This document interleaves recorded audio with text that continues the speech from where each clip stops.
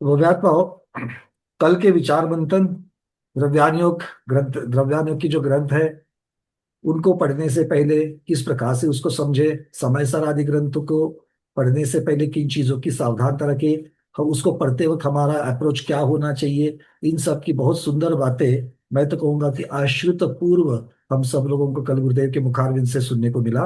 आज ज्यादा समय ना गवाते हुए मैं भगवान प्रज्ञा श्रवण मुनि श्री अमित सागर जी गुरुदेव के श्री चरणों में बारंबार त्रियोग शुद्धि पूर्वक नमोस्तु करते हुए उनसे विनती करता हूँ कि हे भगवान, आपने अपने अनुभव से, आचरण से, अपने गुरुओं के द्वारा भी जो जो ध्यान मोती ज्ञान मोती पाए हैं उन सबको हम तक पहुंचाने की कृपा करें भगवान। नमोस्तु नमोस्तु नमोस्तु भगवान।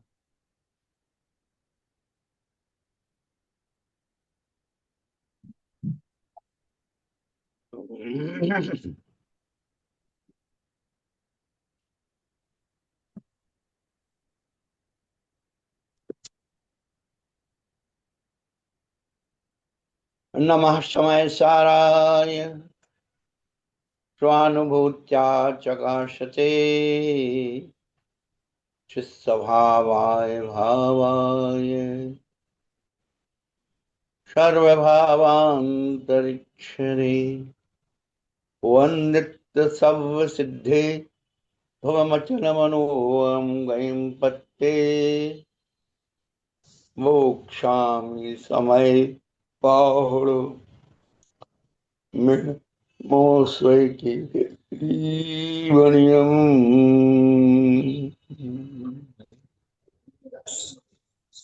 ज्वलंतानंद परम सिद्ध भगवान की जय। कुंभ कुंदाचार्य भगवान की जय।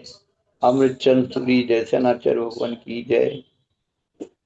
20वीं सदी के प्रथमाचार्य चक्रवर्ती आचार्य श्री शांतागर महाराज की जय। सत्य पट्टाधीशाचार्य श्रमण गुरुवत्स धर्म सागर महाराज की जय। मम शिक्षा ज्ञान श्रोमणी आचार्य कल्ची सुसागर जी महाराज की जय। 3 करोड़ महाराज की जय।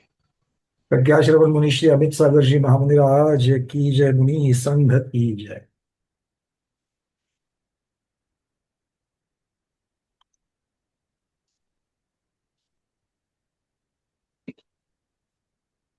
कल बात प्रारंभ की है 4 अनुयोग के द्वारा वस्तु स्वरूप को सिद्ध कैसे किया जाए। हमारे यहाँ 3 अनुपूर्वी क्रम होते हैं, पूर्वानुपूर्वी, पश्चातानुपूर्वी और यथा तथानुपूर्वी।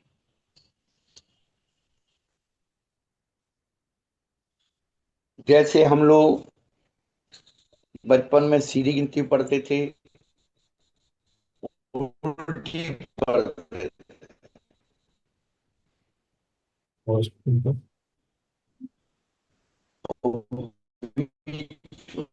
से कहीं से भी कुछ पूछ लिया जाए तो वहां से भी होती। उसी प्रकार से कि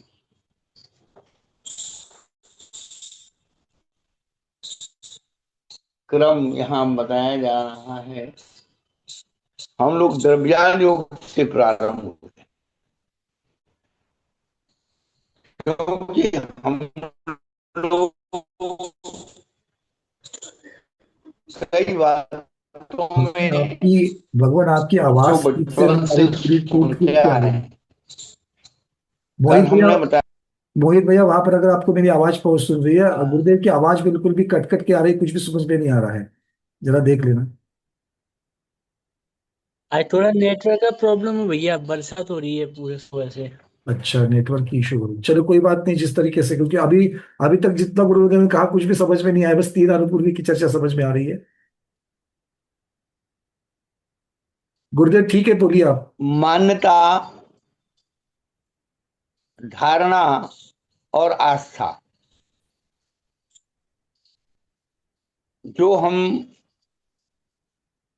अपने आप में मान करके बैठ जाते हैं, मन से मान लेते, वो मान्यता होती है। और वही मान्यता जब बौद्धिक स्तर पर आ जाती है तो धारणा हो जाती है। लेकिन जो चेतना के स्तर पर हम स्वीकार करते हैं वो आस्था होती है। जैन धर्म पक्की श्रद्धा की बात नहीं करता। जैन धर्म में पक्की श्रद्धा की कोई बात नहीं। जैन धर्म सच्ची श्रद्धा की बात करता है। हम लोग कहते हैं कि श्रद्धा पक्की होना चाहिए। संसार के जितने धर्म है सब पक्की श्रद्धा वाले हैं। लेकिन जैन धर्म सच्ची श्रद्धा की बात करता है। आत्मा की बात होती है। ऐसा कोई धर्म नहीं है जिसमें आत्मा की बात ना होती हो, आत्मा की बात ना की जाती हो।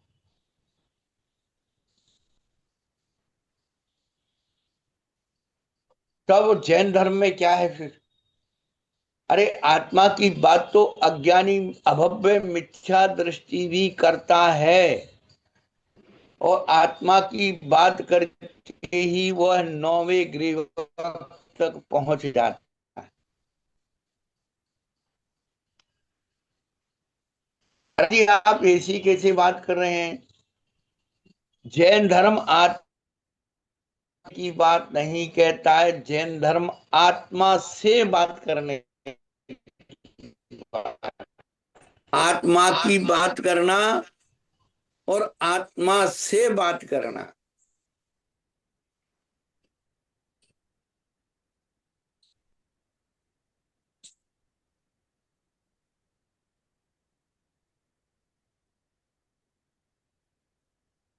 शादी के पहले पत्नी की बात तो हो सकती है, किस लड़की को अपनी पत्नी बनाना है। शादी के पहले पत्नी की बात हो सकती है, लेकिन पत्नी से बात तो शादी के बाद ही होगी। क्या बात है, ठीक।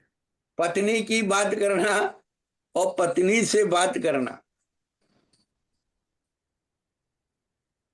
जो मौलिक अंतर है, व्याकरण सिद्ध है, आगम सिद्ध है, सिद्धांत सिद्ध है।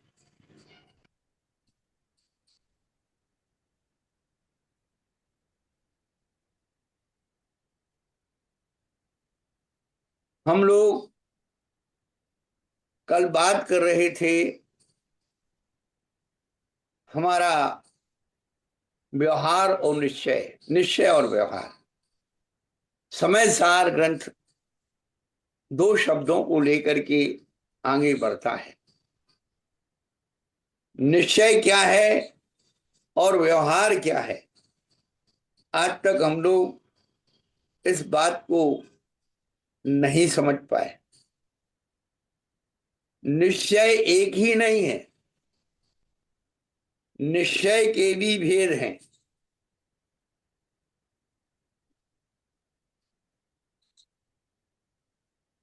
व्यवहार एक नहीं है, व्यवहार नय के भी भेद हैं।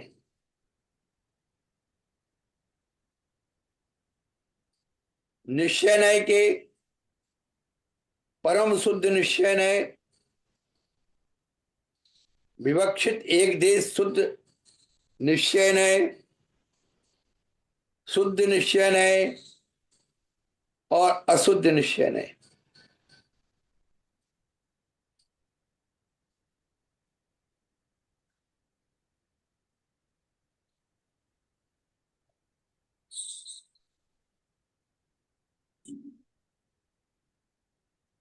जिसमें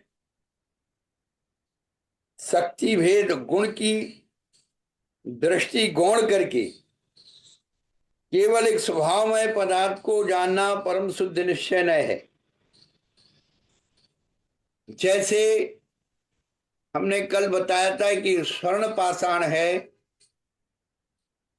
समय सार में स्वर्ण पाषाण की चर्चा नहीं है, शुद्ध बिस्किट की चर्चा है। उसमें कुछ होना नहीं है, कुछ बनना नहीं है, कुछ करना नहीं है।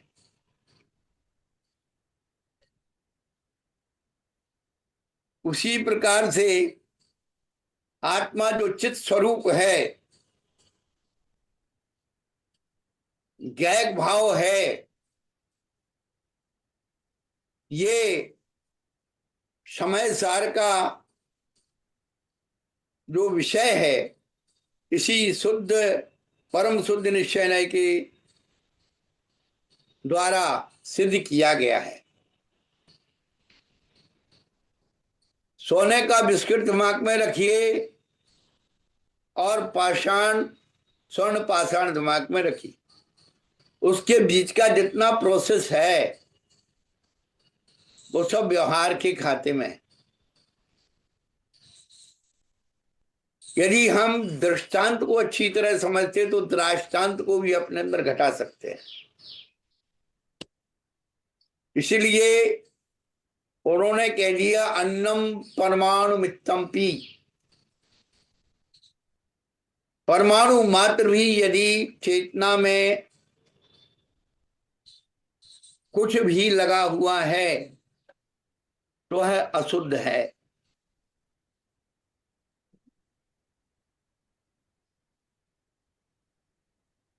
किसी को अपना बनाने की आदत और किसी के बन जाने की चाहत, किसी को अपना बनाने की आदत, किसी के बन जाने की चाहत, ये दोनों ही बंधन है। समय सार निर्भर चेतना की अनुभूति है। समय सार जहां पर बिल्कुल एकत्व, एकांत है,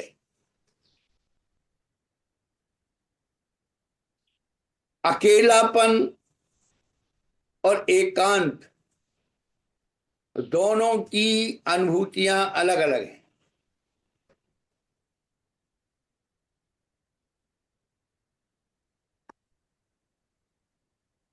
सब हमें छोड़कर चले गए, ये हमारा अकेलापन है, और हमने सबको अपने अंदर से निकाल दिया, ये हमारा एकांतपन है।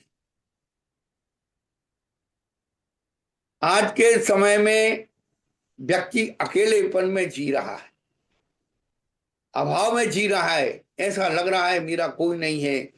बच्चे बाहर चले गए, बच्चियां बाहर चली गई, आदमी ने छोड़ दिया, बच्चों ने छोड़, एकदम डिप्रेशन में आ रहा है। एक अम्मा जी एक गुरु महाराज के पास पहुंची। गुरु महाराज अपना स्वाध्याय कर रहे थे। अम्मा जी बार बार निवेदन कर रही थी, महाराज मैं संसार में बहुत दुखी हूं, हमारा संसार में कोई नहीं हो, मैं बिल्कुल अकेली हूं महाराज, मैं बड़ी दुखी हूं। गुरु महाराज मुस्कुराते रहे, सुनते रहे। तो उसे लगा गुरु महाराज उनसे सुन नहीं रहे हैं, उठ के जाने लगी। थोड़ी 4 कदम पीछे गई होगी, गुरु महाराज ने आवाज दी, अम्मा जी आप क्या बोल रही थी? महाराज मैं बड़ी दुखी हूं, मैं अकेली रह गई हूं, मेरा कोई नहीं है। महाराज ने कहा कि अम्मा जी आज से इस सूत्र में एक सूत्र और जोड़ दो, तुम सुखी हो जाओ। आप कह रही हो कि मेरा कोई नहीं है, तो आज से उसमें एक बात जो और जोड़ दो कि जब मेरा कोई नहीं है तो मैं भी किसी की नहीं।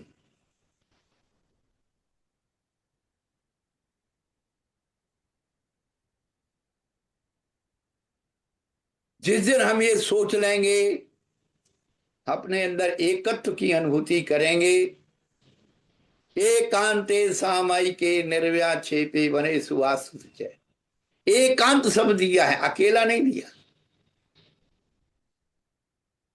इन शब्दों में जो ऊर्जा भरी हुई है, हमें उस ऊर्जा को पकड़ना है। शब्द ब्रह्म है, शब्द शक्ति है, शब्द ब्रह्म है, शब्द अर्थ का है भंडार। शब्द ज्ञान से ध्यान है बढ़ता, शब्द भाव से हो भाव पार।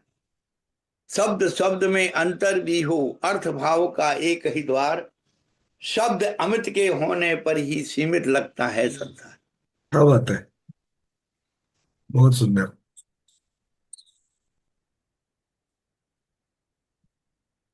तो जो परम शुद्ध निश्चय न है, बिल्कुल 16 ताव वाला शुद्ध सोने का बिस्किट है। अब चूंकि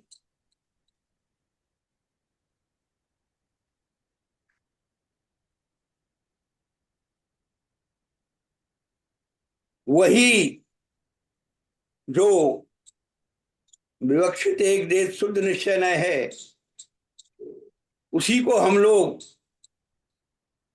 व्यवहार में अशुद्ध निश्चय की मुक्तता होने पर उसे व्यवहार में कहा जाता है। जैसे कि हमने अभी बताया था कि जो स्वर्ण पाषाण है, वह जो दृष्टि है, सम्यक दृष्टि की दृष्टि, उस शुद्ध पाषाण में, स्वर्ण पाषाण में स्वर्णता की अभिव्यक्ति कर रहा है, श्रद्धान कर रहा है। एक विशेष बात अभी बता दें, सम्यक दर्शन और सम्यक्त्व, ये दोनों अलग अलग हैं। सम्यक दर्शन पर्याय है और सम्यक्त्व गुण है। सिद्धों के 8 गुणों में सम्यक्त्व नान दर्शन, सम्यक दर्शन नहीं कहा।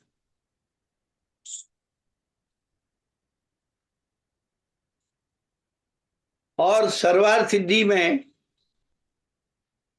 आत्मा की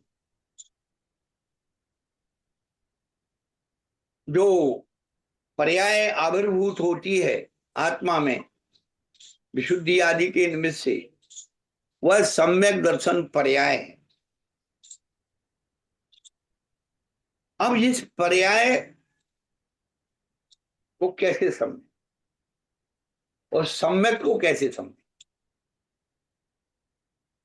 हम जब प्रातःकाल होता है तो सूर्य नहीं दिखता है,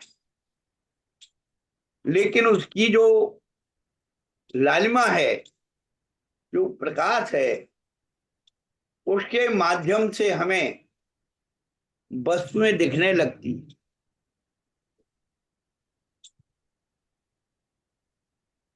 उसका श्रद्धान हो जाता है। लेकिन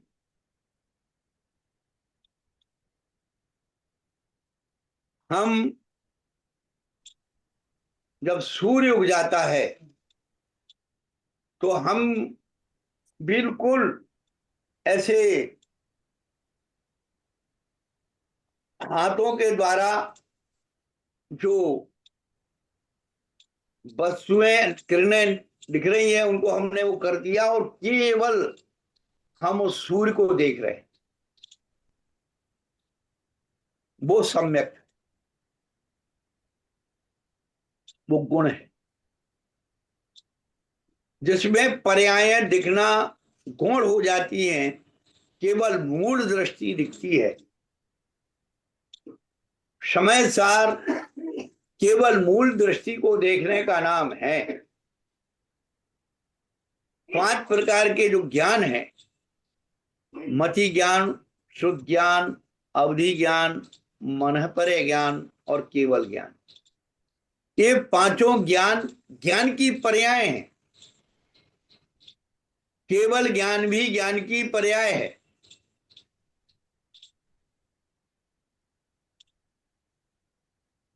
ये पांचों ज्ञान क्या काम करते हैं, कैसे काम करते हैं? जानना, मानना, जोड़ना, लगाना और देखना, जानना, मानना, जोड़ना, लगाना और देखना। मति ज्ञान से हम जानते हैं, श्रुत ज्ञान से मानते हैं, अवधि ज्ञान जोड़ते हैं, मन है पर्याय ज्ञान लगाते हैं और केवल ज्ञान देखते हैं। जानना, मानना, जोड़ना, लगाना और देखना, जितनी गम अर्थक धातुएं हैं वे ज्ञान अर्थ में आती है। ये विशेष बात आपको बता रहे, गमार्थक धातु ज्ञान अर्थ में आती है। ज्ञान ही गमन करता है। क्या चींटी को शक्कर के पास कौन ले जाता है? शक्कर नहीं ले जाती। चींटी का जो रसना इंद्रिय संबंधी ज्ञान है वो वहां से गमन कराता है। भौरे को उसकी घ्राण संबंधी ज्ञान उसको वहां गमन करा के ले जाता है।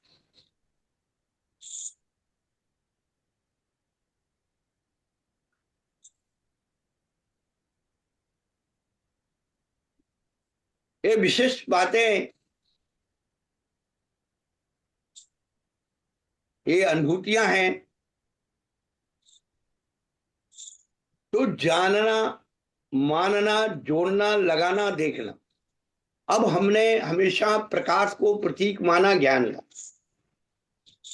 तो मति और शुद्ध ज्ञान जो है ये दीपक का प्रकाश है। मति शुद्ध ज्ञान दीपक का प्रकाश है और मति शुद्ध ज्ञान में मति ज्ञान कारण है और शुद्ध ज्ञान कार्य है। कार्य कारण का अंतर है।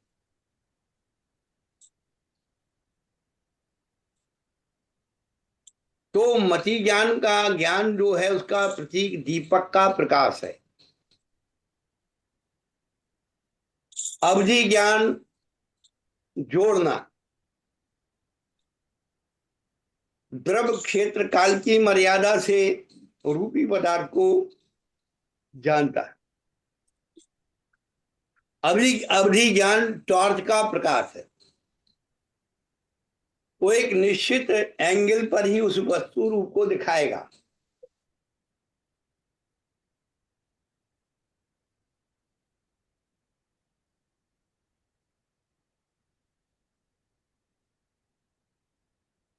जिसे फोकस्ड होता है वैसे।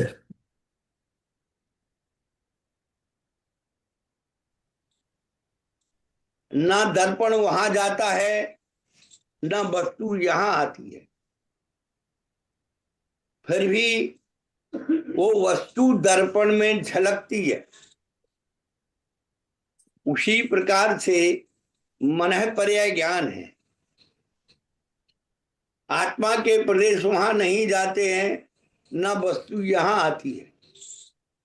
लेकिन जैसे दर्पण एक माध्यम है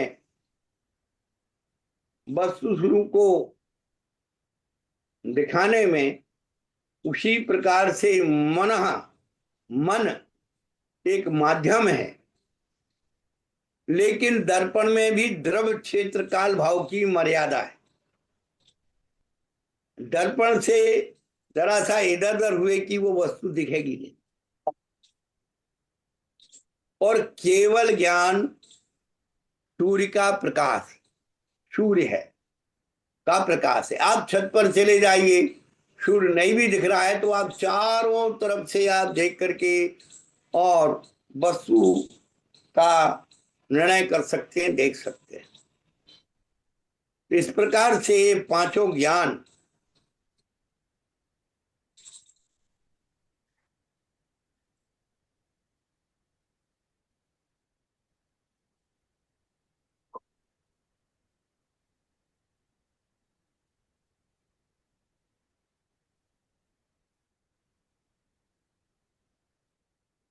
पंकज जी हैं क्या उधर? हाँ गुरुदेव, मैं सुन रहा हूँ। अच्छा बस अच्छा अच्छा। बस हाँ, मैं, क्योंकि आपका चेहरा आना बंद हो गया तो हमने कहा कहीं नहीं नहीं, मैं आप क्या डिस्टर्ब है तो कि नहीं हो जो गया। बोल रहे हैं उनका ही चेहरा दिखेगा, इसलिए हमने आपको वहां पर रखा है। गुरुदेव, एक बात अभी मैं पूछ ही रहा था, ये तो बहुत सुंदर तरीके से आप एक एक चीज को समझा रहे हैं, किंतु ये जो परम शुद्ध निश्चय नहीं जो आपने बताया, जैसे कि 24 कैरेट बिस्किट के जैसा होता है, और बाकी का बिल्कुल अशुद्ध भी, बिल्कुल। और अशुद्ध स्वर्ण पाषाण भी समझ में आ गया। तो क्या एकदेश शुद्ध और शुद्ध इसके कैसे भेद करेंगे? नहीं, अभी उसमें अपन थोड़ा सा अभी चलते वहीं चल रहे हैं। ठीक ठीक ठीक, ओके।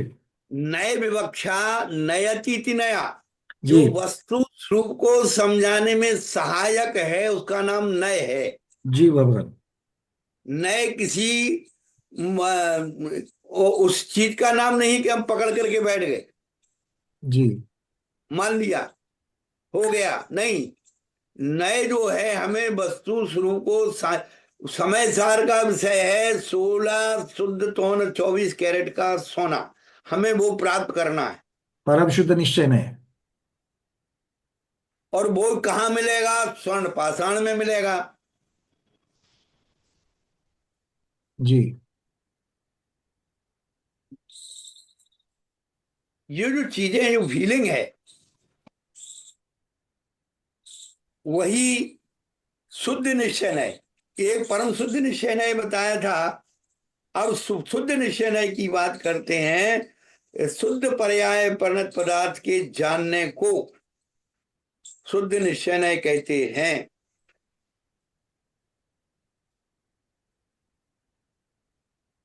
पर पदार्थ को जानना है। जी। ये अब शुद्ध निश्चय ने पर पदार्थ की अपेक्षा से होगा। हाँ हाँ हाँ। हमें उस पाषाण में से शुद्ध सोना निकालना है,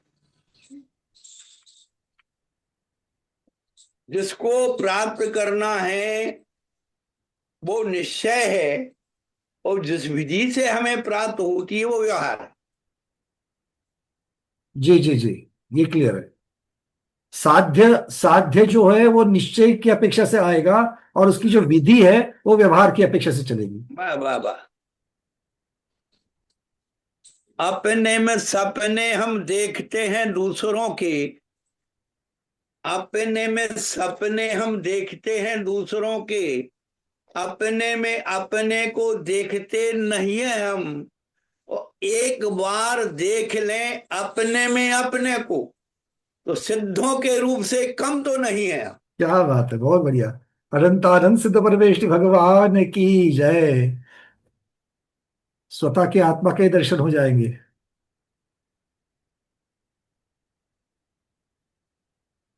कबीर ने संसार को स्वप्न कहा है। कबीरा सपनों सो संसार।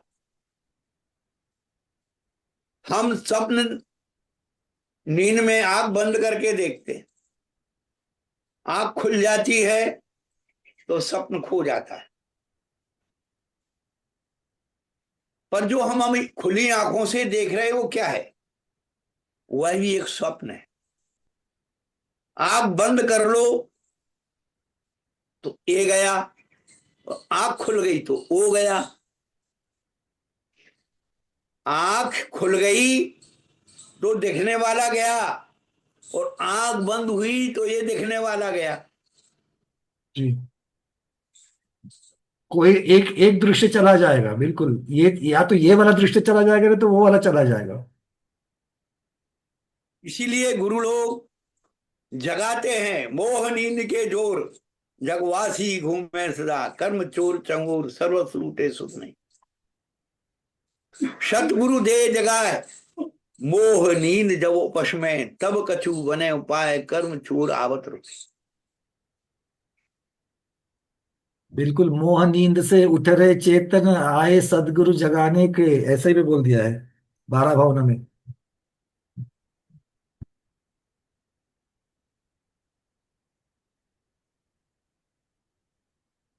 जब अशुद्ध निश्चय नए पर आते हैं, तो हमने कल परसों बताया था कि जब हम शुद्ध बिस्किट के आभूषण बना लेते हैं, तो वह अशुद्ध निश्चय में चला जाता है।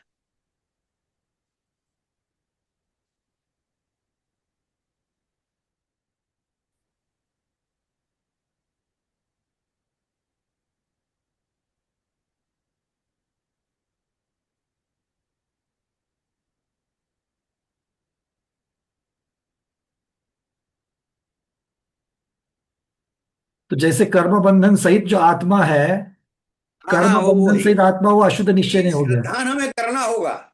जी। क्या? कि हमारी आत्मा में अभी राग देश मोह, द्रव्य कर्म, भाव कर्म, ये विद्यमान है। जिस भेद विज्ञान की चर्चा हम लोग करते हैं, शरीर अलग है आत्मा अलग है, ये तो अज्ञानी मिथ्यादर्शी अब भी जानता है। भेद विज्ञान किससे करना है? जो आत्मा से वर्णादि अनुराग आदि ते निज भाव को न्यारा किया, जिन पवन परम पैनी सुबुल छेनी डार अंतर भेदिया, वर्णादि अनुराग आदि ते निज भाव को न्यारा किया। भेद ज्ञान तो छोटे से भी बच्चे को है। आपके घर में दो छोटे छोटे बच्चे हैं, तुरंत उनको समझ में आती है। माँ यदि किसी दिन छोटे बच्चे के कपड़े बड़े को पहना दे, बड़े को छोटे को पहना दे, पर देखो उनका द्वंद्व, तुरंत कहेगा ये मेरे कपड़े इसने पहने, इसको उतारो। जी। उतरवा लेगा और फिर फेंक देगा, अब मुझे नहीं पहनना, इसने पहने हैं इसलिए मुझे नहीं पहनना। तो छोटे से बच्चे को भी भेद ज्ञान है। कुंदकुंदाचार्य ने एक दृष्टांत दिया, धोबी का दृष्टांत दिया कि वो व्यक्ति, धोबी कपड़ा दे गया था, उड़ करके सो गया, भूल से दे गया था। जब वो आया, उसने कहा भाई देखो ऐसा है, भूल हो गई, वो बस्ता का पत्र दूसरे का है, हम दे गए, आपने ओढ़ करके। तो जैसे ही वो चिन्ह देखता है, उसे अनुभव में आता कि ये मेरा नहीं है, तुरंत उसे निकाल करके दे देते। तो भेद विज्ञान कहाँ करना है? आत्मा और कर्मों का जो संबंध हो रहा है, संश्लेष संबंध हो रहा है, दूध पानी की तरह संश्लेष संबंध हो रहा है। तीन अनियोग आपको वही बात बता रहे हैं कि ये जीव और कर्म के संयोग को दूध पानी की तरह संश्लेष मानते हैं। लेकिन द्रव्यान योग जो है, ये कैसे मानता है? ये जपा कुसुम के समान, स्फटिक मणि के समान मानता है।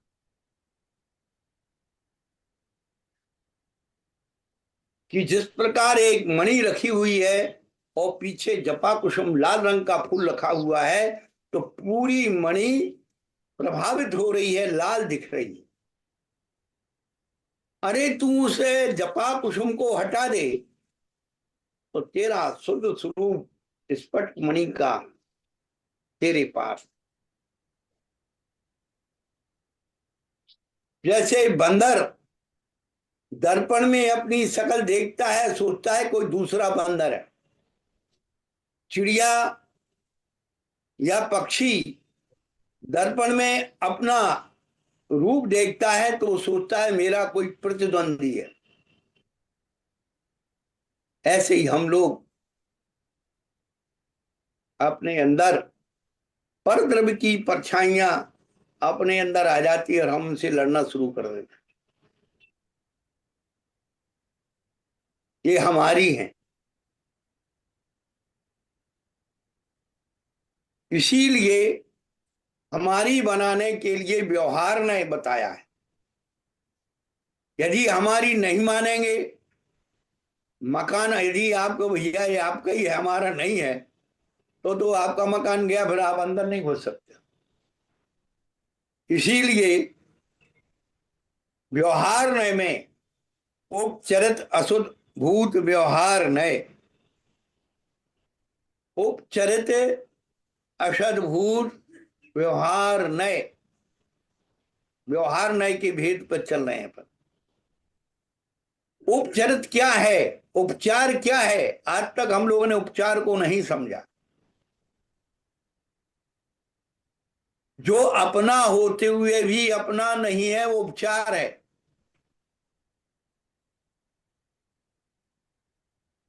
अपना होते हुए भी अपना नहीं है। नहीं है, उपचार है। जैसे शरीर, घर, मकान आदि उपचार से हम अपना कहते हैं, ठीक उसी प्रकार से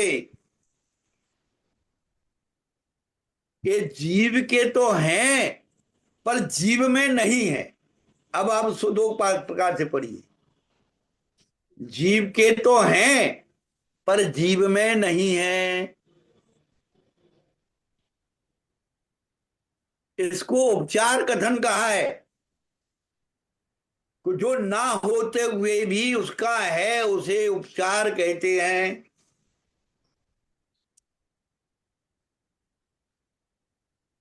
सर्वार्थ सिद्धि में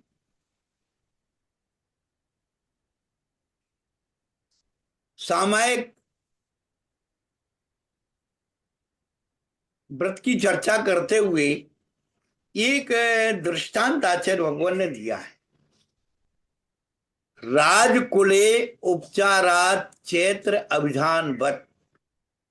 उपचार शब्द का वहां अर्थ किया है, उपचार शब्द के बारे में बताया। राजकुले उपचारात चैत्र अभिधान वत। बहुत दिन तक हम सोचे रहे ये दृष्टांत क्यों दिया और क्या इसका रीजन है। विद्वानों से पूछा तो उन्होंने एक ही बात कही कि जैसे राज कुल में कोई चैत्र नाम का बच्चा है, व्यक्ति है, वो सब जगह जा सकता है, उसे अधिकार है। पर उसका अर्थ ये है ही नहीं। बहुत सारे शब्दों के अर्थ के अनर्थ कहाँ चले जाते हैं।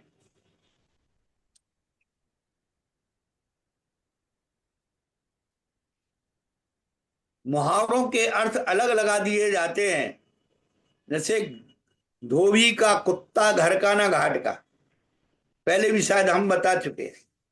तो वो कुत्ता शब्द नहीं है, जो भू करने वाला, भूमू करने वाला कुत्ता नहीं है। वो लकड़ी से जो कपड़े धोता है उसे कुटना बोलते हैं, कुट्टा।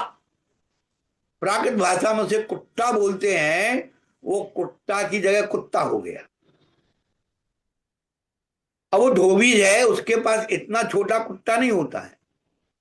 बहुत सारे मोटे मोटे कपड़े होते हैं। अब तो खैर लॉन्ड्री आ गई और वो हो गया, अब तो कोई धोता ही नहीं है। फिर भी वो इतने बड़े बड़े हाथों हाथों के लंबे होते हैं और दोनों हाथों से ही मारता है। अब वो जब उसका कार्य हो गया तो घाट पर वो कुत्ता तो छोड़ के जा नहीं सकता है कि वो बच्चे पानी में डाल देंगे या पानी के प्रवाह से बह जाएगा और घर ले जाएगा। किसी दिन भूल आया, कुछ हो गया तो भी दिक्कत है। तो वह घाट से ला करके 100 150 200 मीटर पर आकर के और किसी एक बाड़ी में, किसी एक स्थान पर वो उसको टांग देता है, वहीं छोड़ देता है। ना घर लाता है ना घाट पर छोड़ता है। इसलिए धोबी का कुत्ता, ना घर का ना घाट का। बहुत सही। अकल बड़ी का भैंस। अब ये जो चीज है, इनके मुहावरों के अर्थ कितने बढ़ा दिए। वहां पर भैंस शब्द नहीं है, बैस शब्द है, बैस।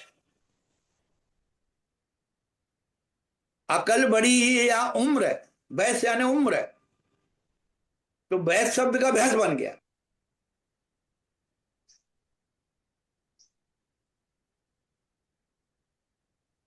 ये अपभ्रंश बहुत सारे शब्दों के हो रहे। हमारे भक्ति पाठ में भवनवासी बाण व्यंतर जोशी कप्पवा सकती है। तो भवनवासी देव, व्यंतरवासी ज्योतिषी, कल्पवासी। तो व्यंतर देवों के आगे बाण शब्द लगा है। जी, वाणवंतर कहते हैं।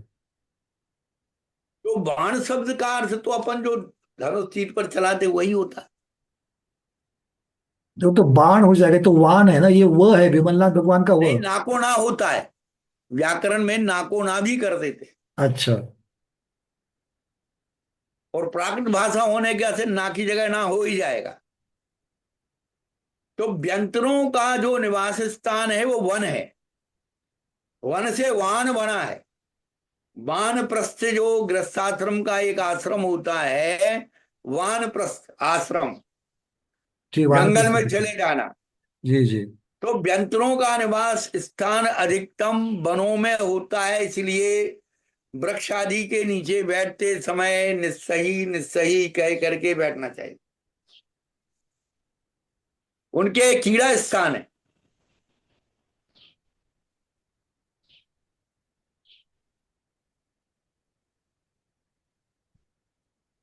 तो वन से वाहन बना।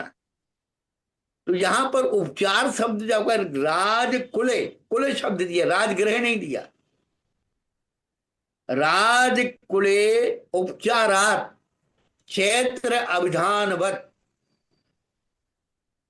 1000 वर्ष पहले दक्षिण भारत या राजकीय कुल परंपराओं में जितने भी मांगलिक कार्य होते थे वो चैत्र के महीने में ही होते थे।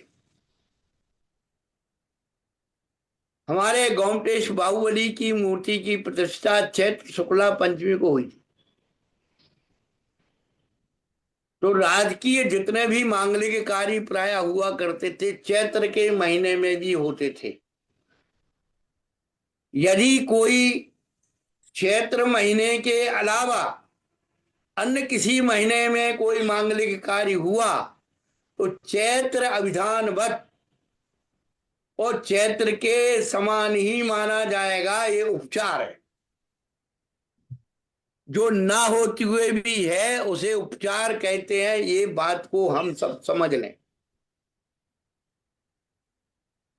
जो ना होते हुए भी होता है वो उपचार। उपचार है। इसीलिए आरिका माता जी को उपचार महाव्रती कहा है। पर गुरुदेव, ये तो विवक्षा शब्द लग जाता है ना उपचार के लिए, कि ये इस विवक्षा से कहा गया।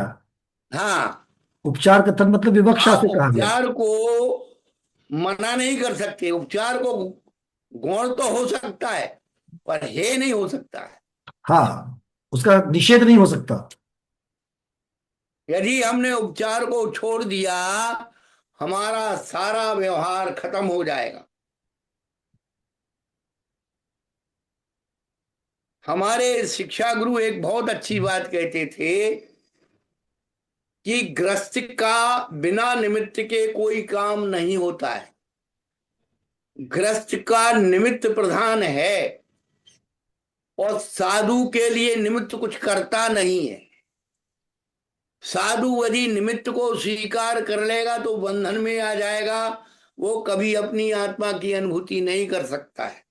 और ग्रस्त यदि निमित्त को छोड़ देगा तो वो डूब जाएगा। ग्रस्त के बिना निमित्त के कोई कार्य नहीं होता और साधु के लिए निमित्त कुछ करता नहीं है।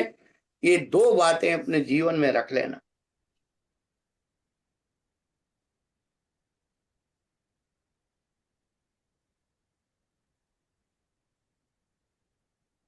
साधु यदि निमित्त को स्वीकार कर लेगा तो डूब जाएगा और ग्रस्त यदि निमित्त को छोड़ देगा तो डूब जाएगा। अब अर्थ ये लेना है कि साधु अगर निमित्त के ऊपर निर्भर रह जाएगा, उसी के लिए अगर अवलंबन हो रह जाएगा, तो वो अपना कार्य सिद्धि नहीं कर पाएगा, ऐसा लेना है हाँ, इसका। वही बात है ना कि जो हाँ। शुद्धात्मा की अनुभूति है निमित्तवाद इस सबसे परे। जी।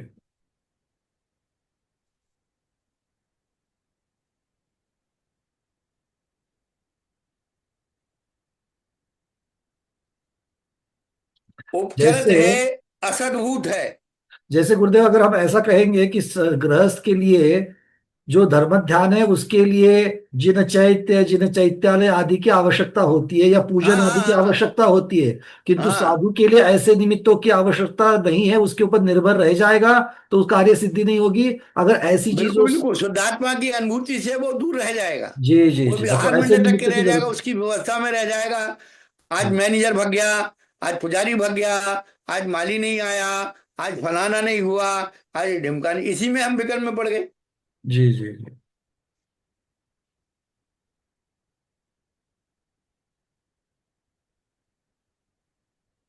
तो साधु के लिए निमित्त अनिवार्य नहीं है, ऐसा कह सकते हैं।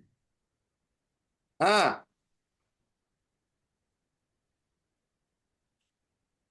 स्वाध्याय सब समझ में आ रही है, बातें क्लियर हो रहा है कि नहीं हो रहा है?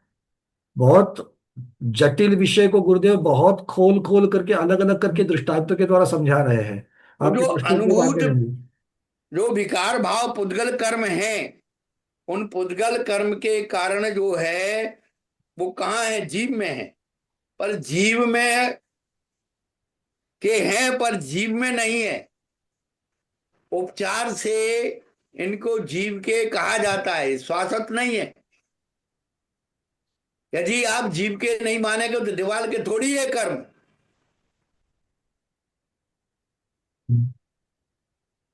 बिल्कुल, जो जीव के साथ में जो एक क्षेत्रावगाह संबंध को प्राप्त हुए हैं, ऐसे कर्म पुद्गल जो है वो जीव के नहीं है, किंतु जीव के ही माने गए, इसीलिए तो वो व्यवहार नहीं से ही माने हैं वो। हाँ, और फिर उपचरित के बाद अनुपचरित। अनुपचरित असद्भुत व्यवहार नहीं, अन्य उपाधि के निमित्त से होने वाले जो सूक्ष्म विकार को कहना अनुपचरित है।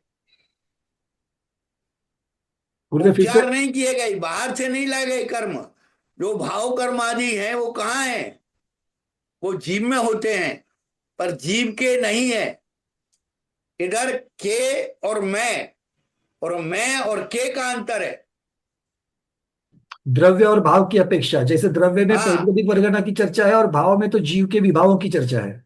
हाँ, ये अनुपचरित कहाँ है? उपचार नहीं किया गया कर्म का आत्मा में। ये वास्तव में जीव के भावों के द्वारा ही वो कर्म वहां संचित होते हैं। तो जीव में है, पर जीव के नहीं है। ये अनुपचरित असद्भुत व्यवहार नहीं।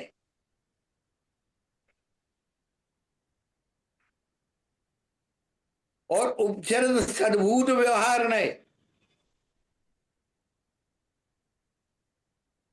जिनको उपाधि के छौसम के प्रकट होने वाले जीव के जो गुण हैं, उन गुणों का विकास उपचरित सद्भुत व्यवहार में है।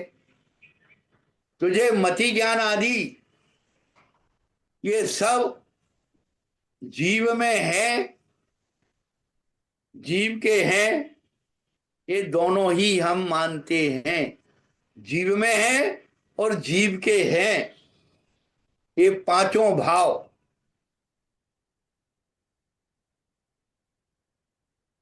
तो ये उपचार सद्भुत में जीव के है और जीव के ही माने हैं। हाँ, ये असाधारण भाव है ना।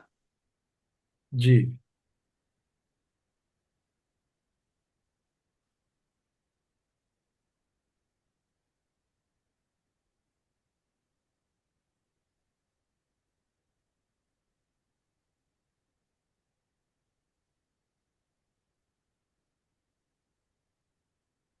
और अनुपचरित सद्भुत व्यवहार नहीं।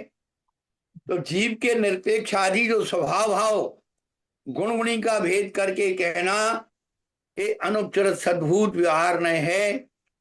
जैसे जीव के ज्ञान आदि गुण हैं, इस प्रकार से ये नए विवक्षा दृष्टांतों के द्वारा अपने दिमाग में रखो।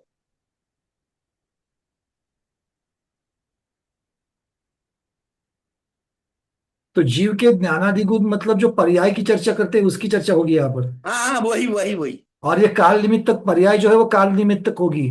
तो इसका मतलब ये हाँ, हो गया कि व्यवहार डे में मुख्यतः से काल, क्योंकि धवला जी की पहली पुस्तक में जो मंगलाचरण के समय में उन्होंने बताया है कि जैसे शुद्ध और अशुद्ध की जब चर्चा चली है वहां पर, या फिर द्रव्यार्थिक न्याय और पर्यायार्थिक न्याय की जो चर्चा चली है, तो द्रव्यार्थिक में उन्होंने मुख्यतः से सत की अपेक्षा या मतलब सत्ता की अपेक्षा या द्रव्य की अपेक्षा उन्होंने कह दिया, और पर्यायार्थिक न्याय में काल की अपेक्षा पर्याय बनती है उसकी अपेक्षा से ले लिया। तो ये ऐसा ही यहाँ पर व्यवहार नहीं को जानना है। अब समय सार का जो विषय है उसको उन्होंने दो भागों में बांटा है, भूतार्थ अभूतार्थ।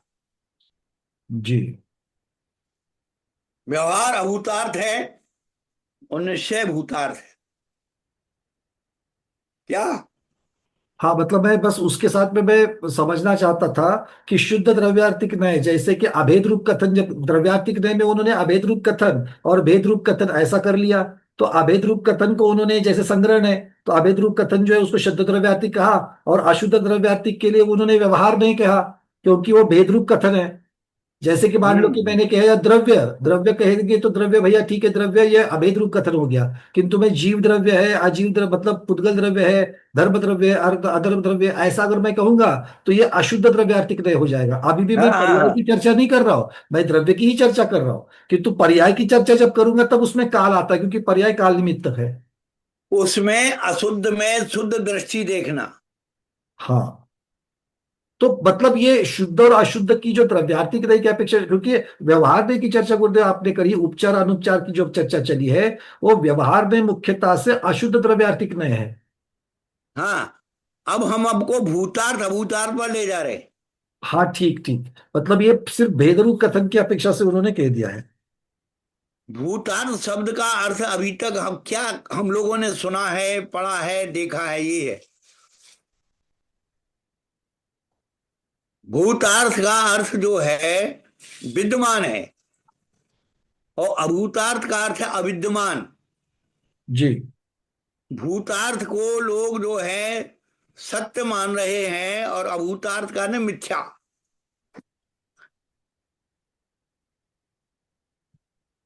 ये नहीं है। हाँ बिल्कुल, मतलब अविद्यमान है, तो अविद्यमान मतलब हमारे सामने क्या अपेक्षा से करना है? क्या जैसे अभी सुदर्शन मेरु, सुदर्शन मेरु के विद्यमान मानेंगे क्या अविद्यमान मानेंगे? मूल बात है, भूतार्थ का अर्थ है वर्तमान, व- अभूतार्थ का अर्थ है भूत और भविष्य। अच्छा, तो पर्याय की अपेक्षा से मतलब काल की अपेक्षा से देखेंगे तो वर्तमान काल जो है वो भूतार्थ है, बाकी दोनों काल जो है वो अभूतार्थ है। अभूतार्थ है। तो जी। निश्चय दृष्टि भूतार्थ पर, केवल आप वर्तमान को देखिए। अतीत और अनागत की चर्चा में जाएंगे तो आप और हम सब भटकते रहेंगे। इसलिए समय सार का जो भूतार्थ है, यानी विद्यमान वर्तमान, और अभूतार्थ का मतलब है जो पहले पर्याय थी या भविष्य में होगी, वो अभूतार्थ है। क्या जी। अभी भविष्य की पर्याय आई नहीं है, और भूत की पर्याय निकल चुकी, वो भी हमारे सामने नहीं है। जी। तो अगर मैं खुद को शुद्ध स्वरूपो हम कहूंगा या निरंजनो निरंजन रूपो हम कहूंगा, तो ये तो फिर अभूतार्थ हो जाएगा, क्योंकि अभी तो मैं निरंजन स्वरूप नहीं हूं। ये तो भावना रूप अपन कर रहे हैं। जी। भावना करने में कहीं बाधा नहीं है, मान करके बैठ जाना बाधा है। हाँ, जो नहीं है उसको मान करके बैठ जाना और वही है ऐसा मान करके बैठ जाना बाधा बस है। बस।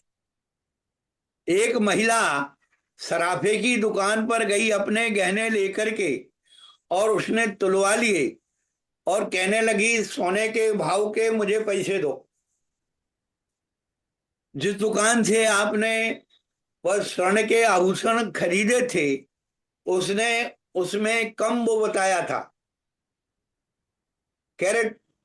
मैंने कैरेक्टर। बता करके, ज्यादा कैरेट का बता करके 22 कैरेट का है। उसी दुकान पर आप बेचने जाओगे तो केवल 20 कैरेट का है। अब वो ये कह रही कि आप मुझे सोने के भाव के पैसे दो, मेरे तो सोना है। अरे भाई, उसमें जो खोट मिली है, वो जो है तांबा या चांदी मिली है, वो सोने के भाव कैसे बिक जाएगी? तो अज्ञानी जीवों ने अपने सोने के, नहीं है, नकली सोने को सोना बना करके नटक करके ये नाटक कर रहे हैं कि मेरी आत्मा सिद्धों के समान शुद्ध है।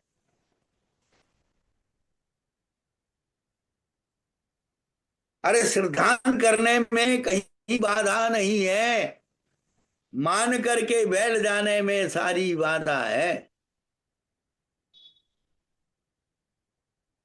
क्योंकि वर्तमान पर्याय को नहीं जानेंगे, वर्तमान पर्याय की चर्चा नहीं करेंगे, तो अशुद्ध से शुद्ध कैसे होंगे? क्योंकि आप खुद को अशुद्ध मान ही नहीं रहे हैं। अगर खुद को अशुद्ध नहीं मानेंगे तो शुद्ध बनने का पुरुषार्थ कैसे करेंगे? हाँ,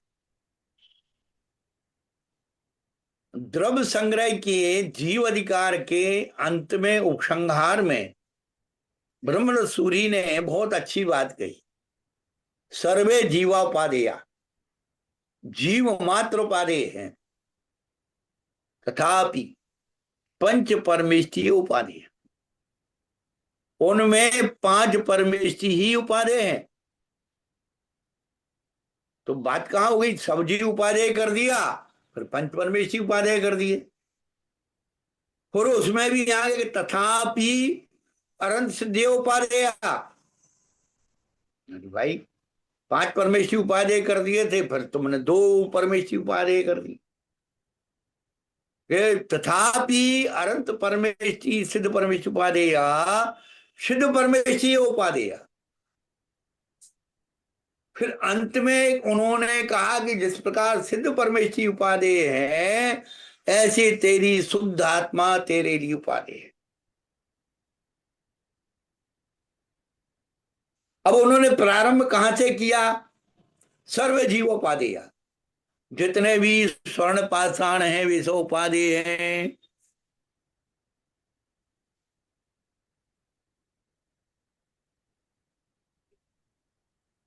क्योंकि सोना उन्हीं में से निकलेगा। जितने जीव मात्र हैं उन सब में सिद्धत्व शक्ति विद्यमान है। लेकिन पंच परमेष्ठी उपादेय, जिन्होंने शुद्धात्मा की शक्ति को पहचान लिया है, शुद्धात्मा के स्वरूप को अनुभव कर लिया है, अनुभव करने के पुरुषार्थ में लग गए हैं, वो पांच परमेष्ठी उपादेय। तो फिर प्रधानता उन्होंने करके, प्रधानता, अनंत सिद्ध ले लिए। गुरुदेव ये प्रधानता गौणता की अपेक्षा से चल रहा है। हाँ, फिर उन्होंने उनमें पांचों में से अनंत सिद्ध को ले लिया कि आचार्य उपाध्याय साधु तो ये जो है एक देश आत्मा की अनुभूति करते हैं, लेकिन अनंत सिद्ध वे अपने उस शुद्ध स्वरूप पर के बहुत नजदीक पहुंच।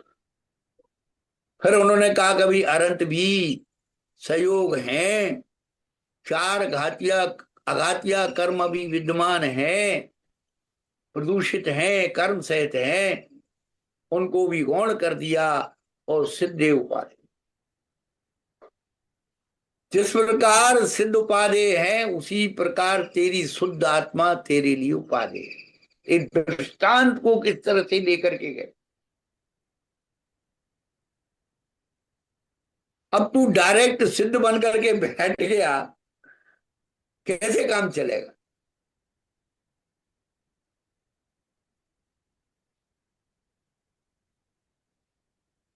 गुरुदेव यहाँ पर अगर एक प्रश्न आया है कि रागी आत्मा यह कथन अशुद्ध निश्चय नय का है या अनुपचरित असद्भुत व्यवहार का है? अनुपचरित हाँ, क्योंकि असद्भुत व्यवहार का। रागी मतलब विभाव की चर्चा है, तो हाँ, विभाव रागी मतलब। आत्मा है, अनुपचरित है। राग आदि कहाँ है? उपचार नहीं किए गए हैं, जीव में ही है। जी, जीव के है और जीव में ही है, हाँ, तो ये अनुपचरित आएगा। पर रविंद्र जीव जी के आप। नहीं है। नहीं, जीव के हैं पर जीव में नहीं है। ये शब्दों का अंतर मैं और के का है, हाँ इनमें मतलब और कुछ नहीं है। जीव में अभी रागादि है। भाव किसके हैं? रा, जीव के। देख गुरुदेव, रागी आत्मा तो जीव में अभी है, किंतु जीव हाँ, के पर नहीं है। असदूर है, जीव में हमेशा नहीं रहेंगे। हाँ, क्योंकि जीव के नहीं उड़ है ये। जाएंगे। जीव में तो जो रहेगा वो ही रहेगा। जी।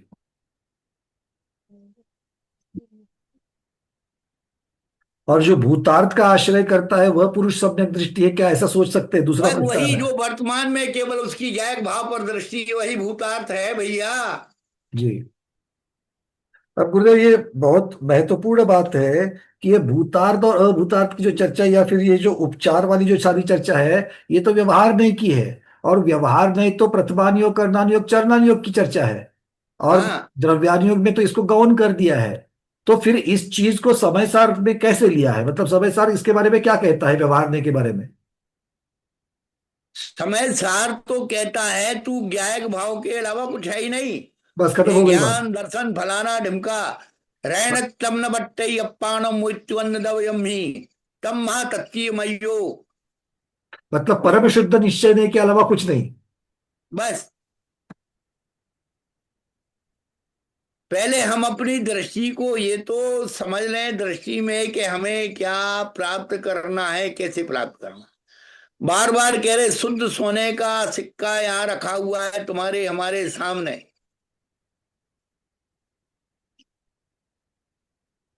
सिद्ध भगवान सामने रखे हुए, हमें ये बनना है। अभी हम क्या हैं? अभी तो हम स्वर्ण पाषाण हैं। जो जानरी अरहंतम दब्बत गुणज पयजते हम सो जानरी अपानम मोह खलु जारी तस्लयम। अभी जिनको जानना है, अपने को जानने के पहले, अपने को जानने के पहले उन्हें जानो जिन्होंने अपने आप को जान लिया है। जी। यदि हमारे पास दृष्टांत नहीं है तो आप दृष्टांत नहीं घटित कर सकते। बिल्कुल, क्योंकि वही तो मार्ग, शृणिक वो चरित्र मार्ग में एक दिखाने वाला कथा है। आती है, नंदीग्राम वालों को शृणिक भेज देता है कि आप बालू की रस्सी बना के लाओ। अब वो लोग नंदीग्राम वाले घबरा जाते, बालू की रस्सी कैसे बनेगी, क्या बनेगी। अभय कुमार के पास जाते हैं कि राजा ने हमें बालू की रस्सी बनाने के लिए भेजा है कि बालू की रस्सी बना करके लाओ। तो अभय कुमार कहता है कि राजा को ये खबर करो कि भाई कितनी मोटी कितनी पतली कितने मेर की बनाना है, आप एक जो है नमूना भेज दीजिए। सही है।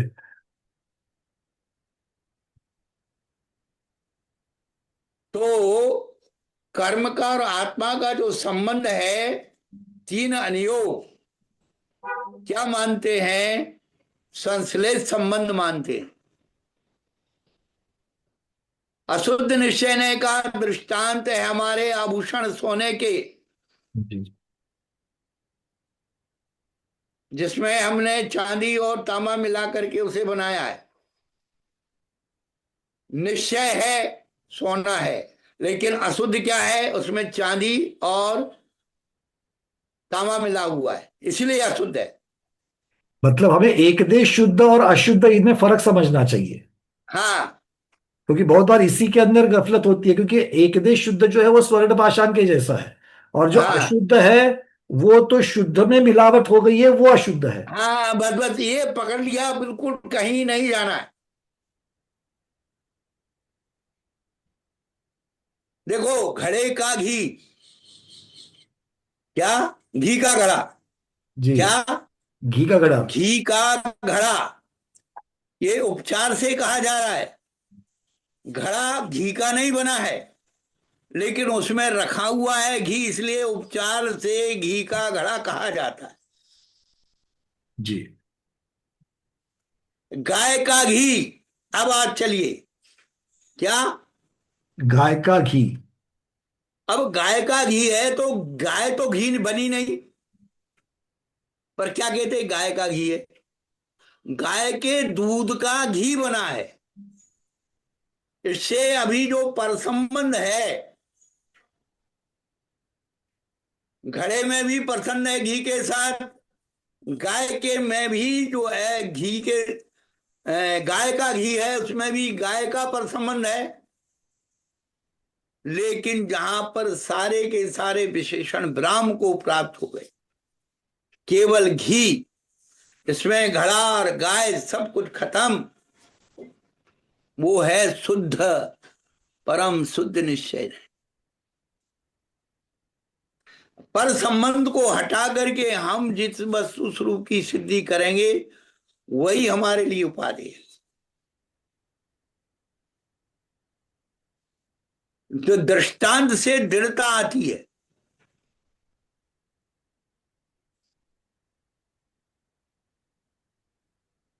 भूतार्थ कहो, निश्चय ने कहो, स्वरूपाचरण कहो, निश्चय सम्यक कहो, सब एक ही नाम है, ये पर्यायवाची नाम। स्वानुभव कहो, स्वानुभव प्रत्यक्ष कहो। अभी हमने प्रारंभ में ज्ञान की बात की थी। मति श्रुत अवधि मन परे केवल ज्ञान। जब मति ज्ञान की बात आई, प्रसंगानुसार एक बात बताना चाहते हैं कि मति स्मृति संज्ञा चिंता भी नबोध इत्यनर्थांतरम, ये सारे के सारे मति ज्ञान के पर्यायवाची नाम है।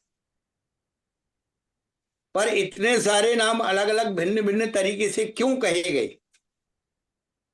आगम की अपेक्षा मति ज्ञान को मति ज्ञान कहते हैं, ये ध्यान रखना। आगम में उस पहले ज्ञान को मति ज्ञान कहा है।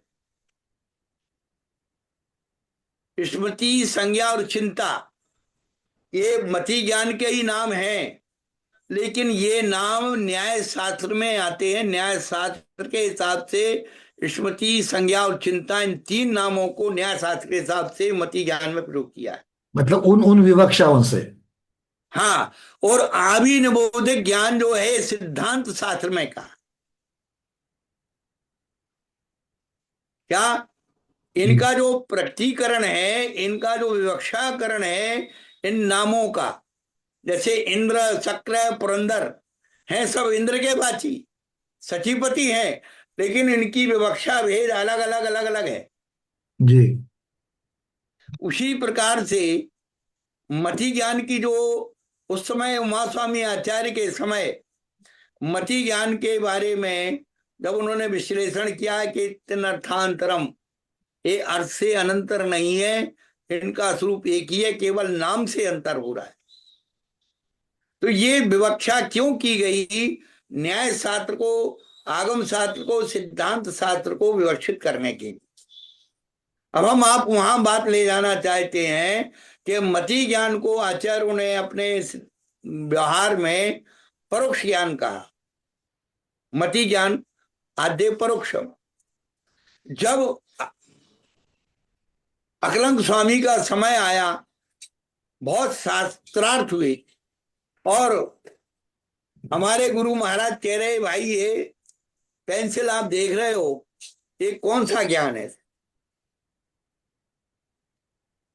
ये सामने दिख रही है और आप कह रहे परोक्ष ज्ञान है। तो हमारे आचार्य भगवान ने एक नया शब्द बनाया, ध्यान रखना, साम व्यवहारिक प्रत्यक्ष। साम व्यवहारिक प्रत्यक्ष। मति ज्ञान का ही ये नाम है, साम व्यवहारिक प्रत्यक्ष। भाई हम व्यवहार चलाने के लिए प्रत्यक्ष मान लेते हैं, विवाद क्यों करना? फिर वही मति ज्ञान जब अध्यात्म में गया तो उसका नाम रख दिया स्वसंवेदन प्रत्यक्ष। अमृतचंद सूरी ने तत्वार्थ सार ग्रंथ में इसको बताया है। मति ज्ञान का ही ये पर्यायवाची नाम है स्वसंवेदन प्रत्यक्ष। अध्यात्म की दृष्टि से ये नाम है। अब इसकी अनुभूति करें तो कैसे करेंगे? तो यथा यथा न रोचन्ते विषया सल्वापि तथा तथा समायाति संवित्तौ तत्त्वमुत्तमम्। यथा यथा समायाति संवित्तौ तत्त्वमुत्तमम् तथा तथा न रोचन्ते विषया सल्वापि। मति ज्ञान का कार्य क्या है?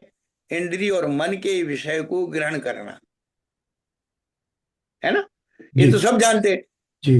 लेकिन जब जीव आत्मा इंद्रिय और मन के विषय से विरक्त होता चला जाता है, अपने उन विषयों को ग्रहण नहीं करता है, तो फिर उसका उपयोग कहाँ जाता है? वह ज्ञान स्वसंवेदन प्रत्यक्ष में परिवर्तित होता है, उसका नाम है मति ज्ञानी। जैसे किसी को विश्वास दिलाने के लिए क्या कहते हैं? छूकर देखो, चक्कर देखो, सूंघकर देखो, आंख से देखो, सुनकर देखो, वो प्रत्यक्ष प्रमाण हो जाएगा। ऐसे ही जब जीव अपने इंद्रिय और मन के विषयों से विराम लेता है, विरम कीम परेण कार्य कोलाहलेन स्वयं अपि निर्विद्या सन पश्चन्मासमेक हृदय सरसि पुंसाम पुद्गलाद भिन्निधाम्नो ननु किम मनोपलब्धि भाति किंचोपलब्धि। कितना सुंदर कलश है। हे जी विराम ले, विराम ले, विराम ले, पर के कुलाल से तू विराम ले। विरम किम परेण कार्य कुलाल स्वयं अपि निर्विद्या सन पश्चन्मासमेका। 6 महीने का समय दिया। एक दिन हम चिंतन करें, 6 महीने का समय क्यों दिया है? आपको डॉक्टर बनना है तो 8 साल लग जाएंगे, इंजीनियर बनना 6 साल लग जाएंगे, वकील बनना तो 4 साल लग जाएंगे, सीए करना तो 3 साल है। जो भी डिग्रियों के आजकल तो समय बढ़ा भी देते, कम भी कर देते, सरकार का मामला है। लेकिन हमारे आचार्य भगवान ने 6 महीने का कोर्स दिया। तुझे कुछ नहीं करना, 6 महीने तक तू विरम किम परेने कार्य कोला। जो पर का कोलाहल, इंद्रिय विषयों का कोलाहल तेरे अंदर उद्भूत हो रहा है, तो उसे विराम ले, विराम ले, विराम ले, विराम ले, विराम ले, एक एक करके बिल्कुल।